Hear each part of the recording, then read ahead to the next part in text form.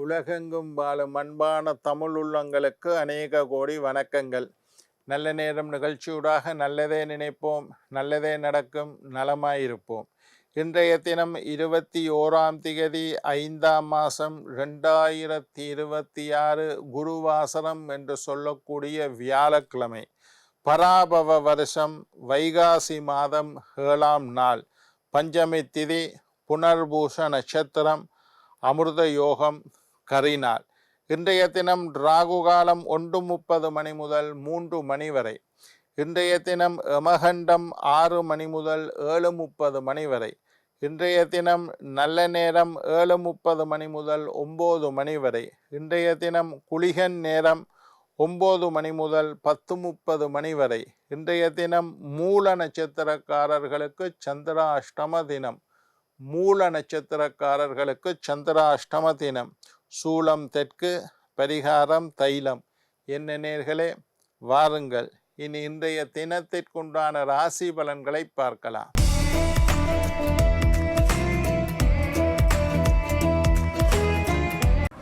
மேஷம் பக்தி, ரிஷபம் தனம், மிதுனம் ஆர்வம், கடகம் நற்செய்தி, சிம்மம் உதவி, கன்னி பிரயாணம், துலாம் முன்னேற்றம், விருச்சிகம் பரிசு, தனுசு பாராட்டு, மகரம் வெற்றி, கும்பம் உழைப்பு, மீனம் மேன்மை. ஆன்மீக தகவல் பகுதியில் தொடர்ந்து உங்களை சந்தித்து வருவதில் மட்டற்ற மகிழ்ச்சி அடைகின்றேன். ஒவ்வொரு நாளும் ஒவ்வொரு புதிய அற்புதமான ஆன்மீக தகவல்களை உங்களோட பகிர்ந்து கொண்டு இருக்கிறோம். அந்த வகையில் இன்றைய தினமும் சில நல்ல விஷயங்களை பகிர்ந்து கொள்ளலாம் என்று காத்திருக்கிறேன்.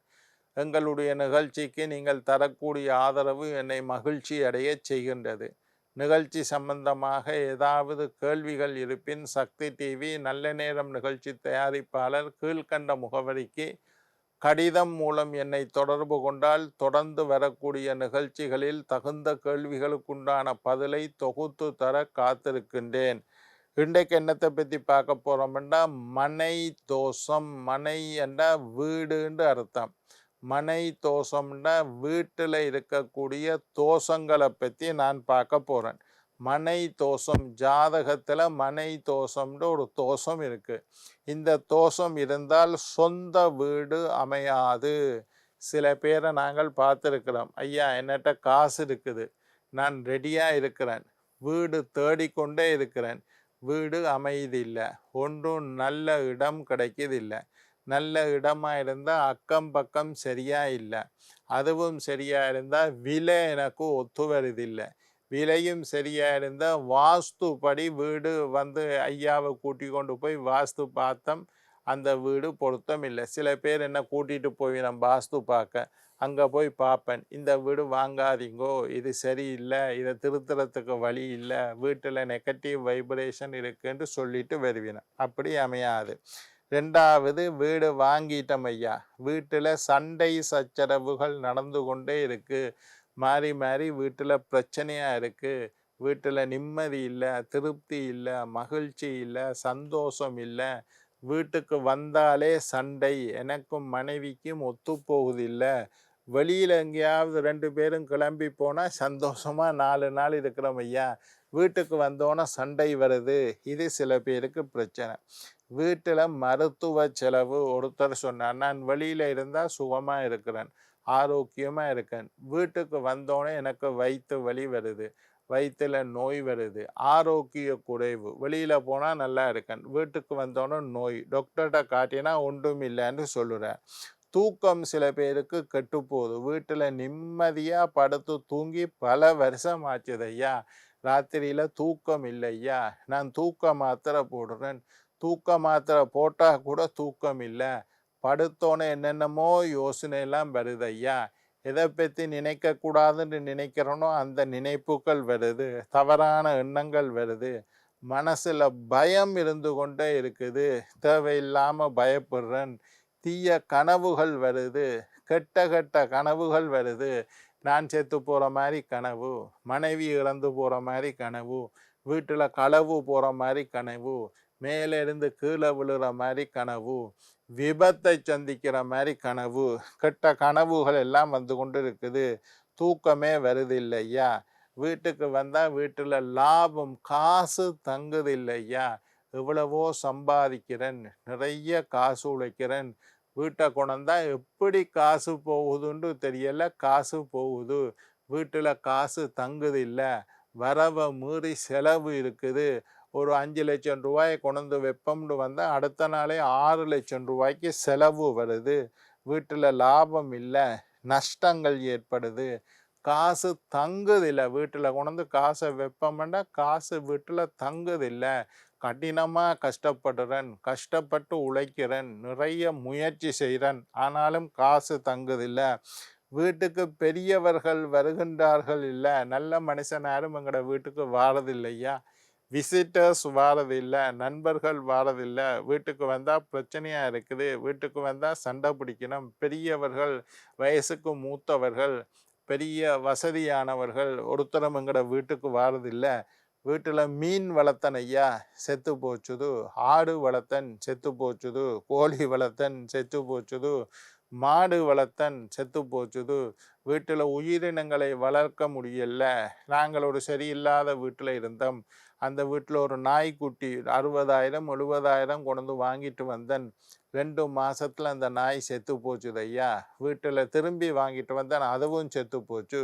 மீன் தொட்டி ஒன்று அழகாக வாங்கி விலை கூடின மீன்களை எல்லாம் போட்டேன். ஒரு நாளைக்கு ஒன்று மாறி மாறி மாறி எல்லா மீனும் செத்து போச்சுது. இது எல்லாம் மனை தோஷம். வீட்டில் அமைதி இல்லை, நிம்மதி இல்லை, மகிழ்ச்சி இல்லை, சந்தோஷம் இல்லை, சுப காரியங்கள் நடக்குது இல்லையா? வீட்டில் வயசுக்கு வந்த மகளை வச்சிருக்கிறேன், கல்யாணம் நடக்குதில்லை, பிள்ளை வயசுக்கு வர இல்லை, இந்த மாதிரி நல்ல காரியங்களுக்கு தடை. சரி, ஜாதகத்தை எடுத்து தேடி பார்ப்போம். ஜாதகத்தில் 4வது வீடு தான் நீங்கள் வசிக்கக்கூடிய வீடை குறிக்க. வீடு வாகனம் ரெண்டுக்கும் ஜாதகத்தில் லக்னத்தில் இருந்து 4வது கட்டம்தான் வீடு வாகனம். 4வது வீட்டில் பாதகாதிபதி இருந்தாலும் 4வது அதிபதி பாதகஸ்தானத்தில் இருந்தாலும் இந்த மாதிரி பிரச்சனைகள் வந்து கொண்டே இருக்கும். நாங்கள் ஜாதகத்தை பார்த்தோன்னு சொல்லுவோம், நீ இருக்கிற வீடு உனக்கு சரியில்லை, உன்னோட வீட்டில் உனக்கு நிம்மதி இல்லை, திருப்தி இல்லை, மகிழ்ச்சி இல்லை, சந்தோஷம் இல்லை, வீட்டில் அடிக்கடி பிரச்சனை வந்து கொண்டே இருக்குது, வீட்டில் நல்ல காரியங்கள் நடக்குதில்லை, வீட்டுக்கு பெரியவர்கள் வருகின்றார்கள் இல்லை, இந்த மாதிரியெல்லாம் பலன் சொல்ல தொடங்கிடுவோம். ஜாதகத்தில் 4வது வீட்டில் பாதகாதிபதி இருந்தால் அல்லது 4வது அதிபதி பாதகஸ்தானத்தில் இருந்தால் இந்த மாதிரி பிரச்சனைகள் எல்லாம் வரத்துக்கு வாய்ப்பு இருக்குது. 4வது வீட்டில் நீச கிரகமோ வக்கர கிரகமோ இருந்தாலும் நான் சொன்ன மாதிரி பிரச்சனைகள் எல்லாம் இருக்கும். ஜாதகத்தில் லக்னத்தில் இருந்து 4வது வீடு எண்ணி பாருங்கோ. 4வது வீடு தான் நீங்கள் வசிக்கக்கூடிய வீடு. 4வது வீட்டில் வக்கரமடைந்த கிரகம் இருந்தாலோ, 4வது வீட்டில் நீசப்பட்ட கிரகம், இப்போ ஒருத்தரோட ஜாதகத்தில் மேசம் 4வது வீடு, அங்கே சனி இருக்கார், மேசத்தில் சனி நீசம், அப்போ வீட்டு பிரச்சனை இருக்கும், வீட்டினால் பிரச்சனை, அவர்களுக்கு வீடு அமையாது. அப்படி அமைஞ்சாலும் அந்த வீட்டில் நான் சொன்ன மாதிரி பலவிதமான துன்பங்கள், நோய் நொடி வந்து கொண்டே இருக்கும், மாறி மாறி ஆஸ்பத்திரி செலவு தான் ஐயா. வைஃபுக்கு புற்றுநோய் வந்துட்டுது, இந்த மாதிரி சொல்லக்கூடியவற்றை ஜாதகத்தை எடுத்து பார்க்குறேன். 4வது வீட்டில் நீச கிரகம் இருக்கிறார். இதை நான் உதாரணத்துக்கு சொல்கிறேன். இந்த மாதிரி நோய் நொடிகள், ஆரோக்கிய குறைவுகள், வைஃபுக்கு சுகர், புருஷனுக்கு சுகர், ஆஸ்பத்திரிக்குத்தான் காசை கொட்டி கொண்டே இருக்கிறோம். 4வது வீட்டில் நீச கிரகம் இருந்தால், வக்ர கிரகம் இருந்தால், 4வது வீட்டு அதிபதி நீசப்பட்டால், 4ஆம் வீட்டில் கிரக யுத்தம் இருந்தாலோ, தீய கிரகங்கள், கிரக யுத்தம்னா என்ன, 2 கிரகங்கள் யுத்தம் செஞ்சு கொண்டு 4வது வீட்டில் இருந்தாலும் வீட்டில் பிரச்சனை வரும். 4வது வீட்டில் தீய கிரகங்கள், ராகு, கேது, சனி, செவ்வாய் இருந்தால் நல்லது, ராகு, கேது, சனி போன்ற தீய கிரகங்கள் 4வது வீட்டில் இருந்தால் இந்த மாதிரி பிரச்சனை வரத்துக்கு வாய்ப்பு இருக்குது. 4ஆம் வீட்டில் சனியும் மாந்தியும் சேர்ந்திருந்தால் பிரேத சாபம். மாந்தி பிரேதத்தை குறிக்கக்கூடிய கிரகம். 4வது வீட்டில் உங்களோட ஜாதகத்தை எடுங்கோ கையில், லக்னத்தில் இருந்து எண்ணுங்கோ. லக்னம் 1வது வீடு, 2வது வீடு, 3வது வீடு, 4வது வீட்டில் சனியும் மாந்தியும் சேர்ந்திருந்தால், சனியும் மாந்தியும் அப்பாவும் பிள்ளையும், சனியினுடைய புத்திரன் தான் மாந்தி, சனியினுடைய மறு அவதாரம் மாந்தி. சனியும் மாந்தியும் சேர்ந்து 4வது வீட்டில் இருந்தால் அந்த வீட்டுக்கு பிரேத சாபம். நிறைய பேருடைய ஜாதகத்தில் நான் இதை பார்த்துருக்கிறேன். இதனால் பெரிய அளவு பிரேத சாபம் இருக்கிற வீட்டில் நிம்மதியாக இருக்க இயலாது.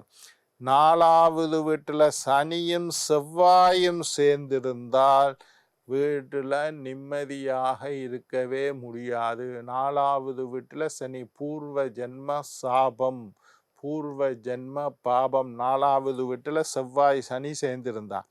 ஆனாலும் எங்கேயோ ஒரு இடத்துல இருந்து குரு பகவான் 7வது பார்வையாக, 5வது பார்வையாக, 9வது பார்வையாக அந்த 4வது வீட்டை பார்த்தால் தோஷம் இருக்கு, பரிகாரத்தினால் தோஷம் நீங்கும் என்று அர்த்தம்.